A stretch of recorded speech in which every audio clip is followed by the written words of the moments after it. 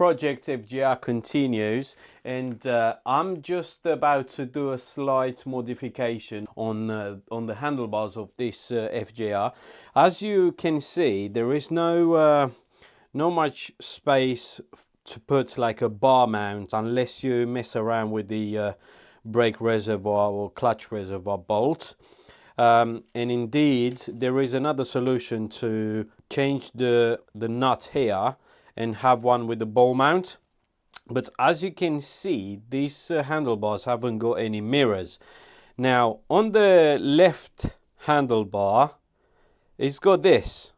There you go. So if I pull this out, it's got like a threaded hole where mirror should be. The right hand side hasn't got anything. So I ordered a ball mount specifically for Yamaha thread, because Yamaha thread is a little bit different compared to other manufacturers. So this has a 10mm bolt, not an 8mm bolt. The bolt thickness is 10mm. It's quite thick. It's a lot bigger. And also, if you ever had one on the right hand side, the thread would have been the other way around, anti-clockwise, not clockwise as a ordinary bolt. This one, I need to put some lube in there, but this should, oh, I hope it's not too big. No, it's not. Right, so this fits straight in. And now, whenever I'm ready to ride the bike, I can put a clamp and yeah, install, I don't know, quad lock or anything really, a camera, Apple CarPlay, whatever I want to install on that. That's a cool,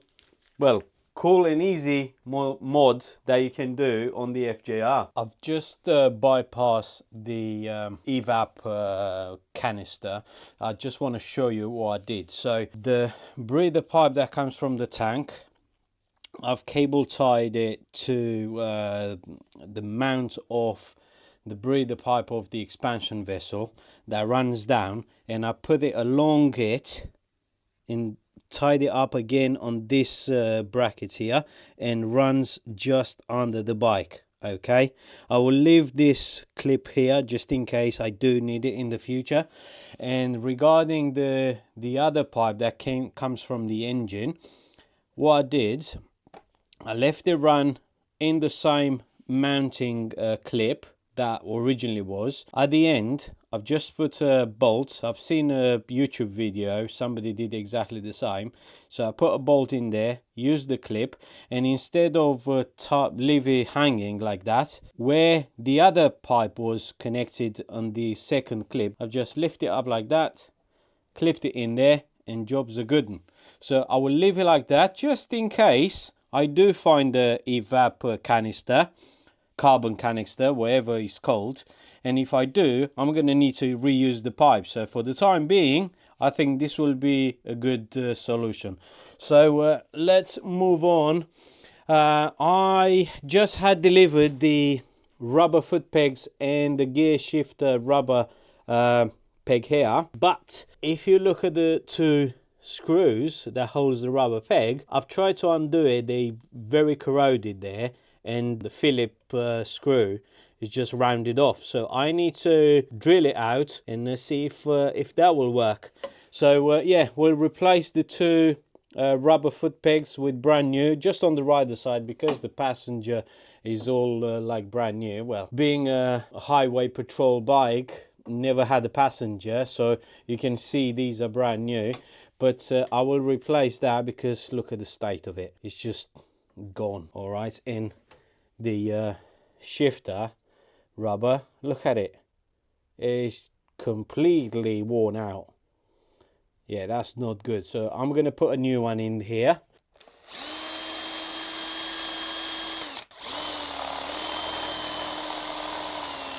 I had to drill the there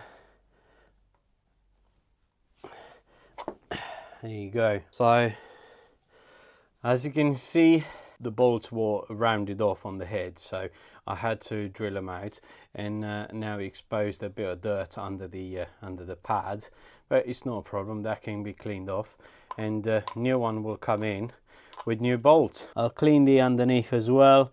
Not too much of a damage, of course. I had to well, scratched up a bit there, but it's not a problem. Old rubber out, I'll put a new rubber in. So the new rubbers that we're going to replace are from Handler. I haven't really heard of this company before, but it's got the same part number as these. So yeah, that's the gear shifter rubber. If you look at the differences, you can see how worn the old one was. Look at that, it's just terrible, isn't it? I mean, 36,000 miles, of course, never been replaced. So that is literally just a straight fit. I put a little bit of lube in there and fit that in. But these are the new rubber ones, the rubber replacement. Right, okay, so literally exactly the same. So that will go there, and of course I need to put the screws through the bottom. But first of all, before I install this, I'm going to clean it a little bit. You'll probably see this cloth here. You wonder why it's here, because I've drilled this thing out, the bolts for the peg, and I didn't want any of this metal filings to go inside the exhaust, so I've just stuffed it in there, and I'll remove it in a second. And now it's like brand new. Okay, so now what we need is a couple of screws to put underneath. For the time being, I'm gonna use the ones with the bolt head, purely because I know this is mild steel, so it will eventually rust, but I'm gonna treat it with ACF 50, and in case I do need to replace it again, it's easy to remove. So that's how he looks with the bolt. So I think I'm gonna leave him like that. I need to tighten it up now. All right, I think job is a good one.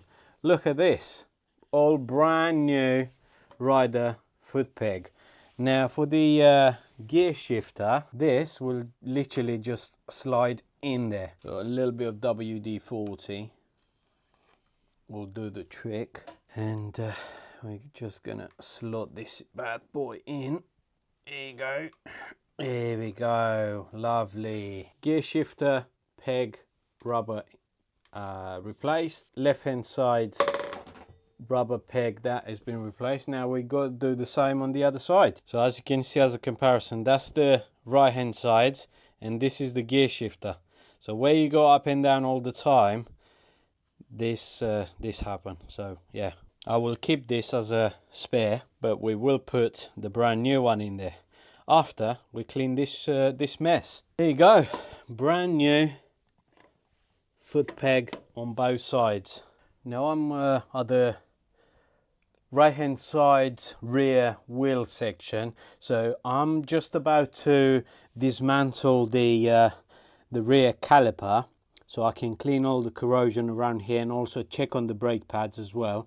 The disc looks actually in good order, but the wheel itself, look, is filthy, so I'm just about to dismantle this and then clean the area and check on the brake pads and see if I have to order them as well, because the front one definitely needed replacing. Oh, that is tight, mate. Oh my god, that is tight. Ooh. Oh, yes. Ooh. Yes. Okay. So the caliper just comes out like that. Suppose I need to clean it a bit. Right, the piston goes in nicely. But let's check the pads. Oh yeah, no, pads are absolutely fine. Well, on this side anyway. Obviously we're gonna clean it up and stuff. Let's check the other one. Yeah, the pads are really good at the back, so we don't have to replace the rear pads. That actually is bang on the money. They just need cleaning up. Surprisingly easy to remove the rear caliper. I mean, yes, the bolts were very tight, but it's not as hard as the front ones. Wheel actually spins quite well. No bearing noises. Yeah, no bearing noises.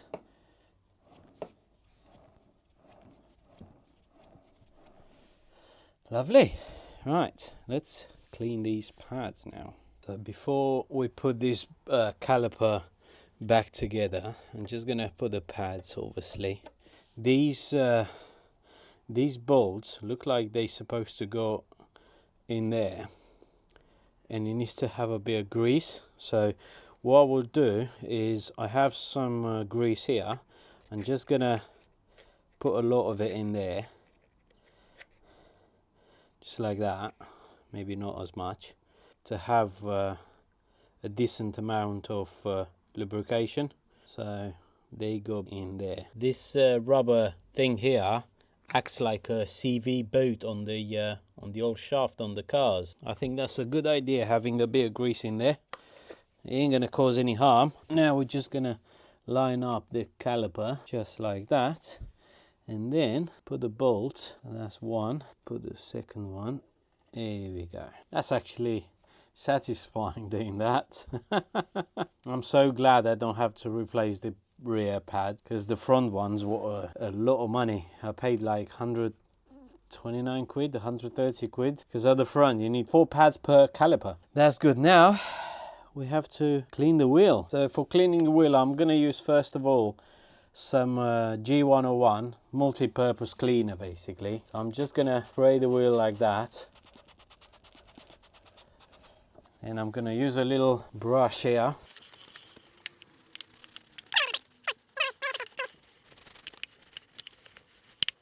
As a curiosity, this bike has Pirelli Diablo tires. Have you guys had any good experience or bad experience with these? Because I'm not familiar. I'm familiar with the Angel GTs.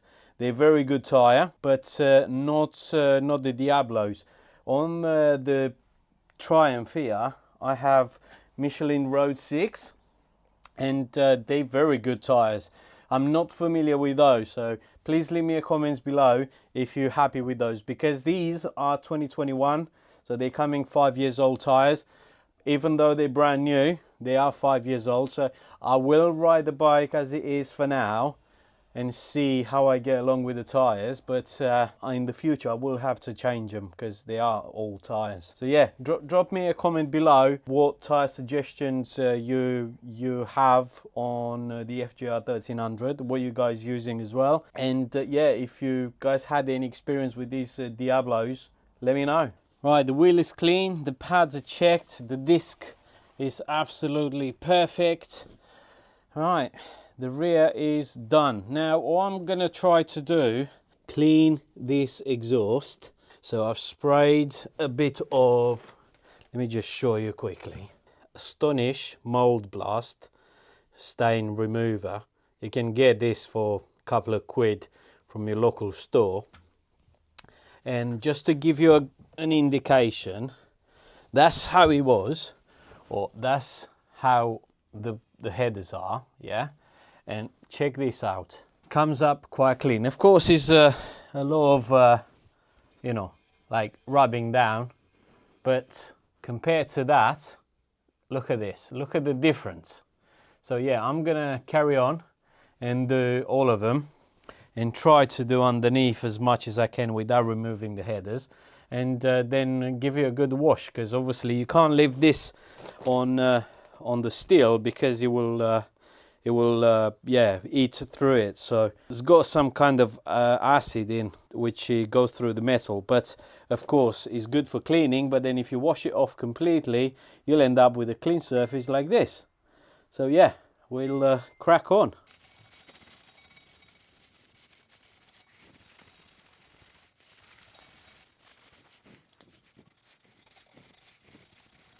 Just look at that exhaust.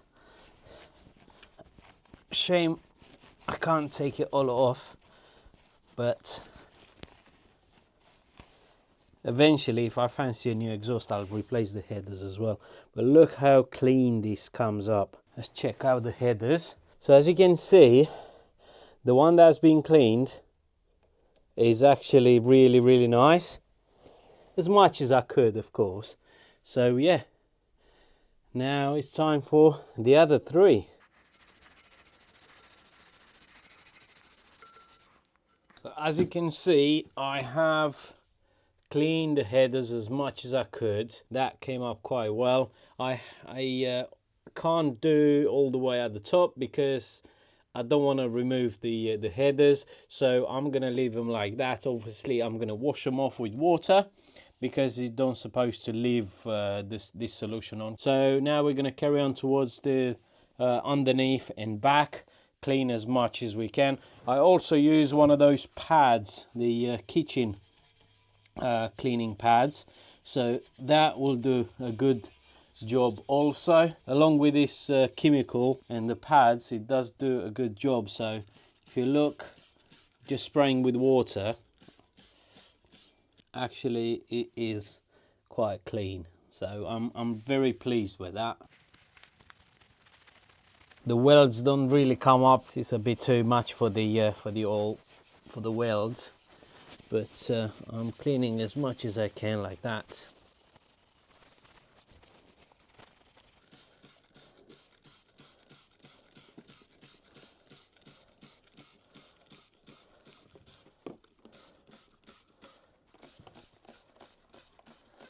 Yeah, it does come up quite well. Yeah, a little bit more. We're gonna, and then we can wash it off, clean the bike properly, dry it out, ACF 50, and then we can put the fairings back together. We're still waiting for the brake pads to arrive, but that is potentially next week. Right, fellas, the headers are as clean as I could have done it by hand without removing them. We're probably gonna leave the video here, and in the next episode we're gonna crack on with disassembling again the side fairing. Hence I haven't put them all back on, and we're gonna treat the bike with ACF 50, and hopefully by that time the front brake pads will arrive so we can assemble the front end back together. So if you enjoy Project FJR, make sure you subscribe to the channel, and yeah, I cannot wait to take this baby out on the road and see how she performs, and of course to find out if we really have to change that rear shock. So yeah, I'll see you in the next one. Cheerio.